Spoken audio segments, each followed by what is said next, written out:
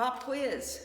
Who knows what was going on in 1917 and 1918 worldwide? That's right, it was a pandemic. It was the Spanish flu pandemic. It was a horrible ordeal.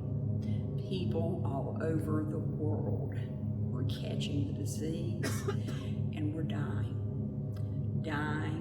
by the thousands. In tiny little Stanley County, the store next door, which had opened as a furniture store, and very few companies were one company at that time, they were also a mortuary so that they could build the coffins right there in their shop. It became obvious that their regular supply of coffins was not going to be adequate. They began to have to work overtime. Over and over they were working. They had so many coffins stacked and ready that they ran out of space.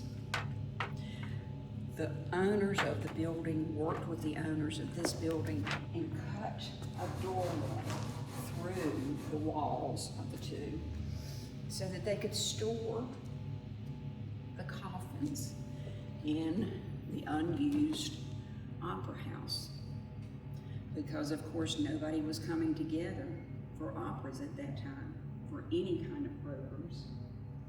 So this is the place where the extra coffins were stored. To give you an example of how utterly heartbreaking it was, my mother's only sister, who was 17, died during this flu epidemic. They lived in the country. Her coffin was loaded on the back of a wagon, and they took her to the churchyard. On the way there, they met the wagon of a young boy who was 16, who had died the same day, and they were coming back from his funeral. Two young people in their early teens, and all was lost to them. These two families perhaps only were touched by the two deaths here. Many were touched by many more. It was something that was heartbreaking for everyone.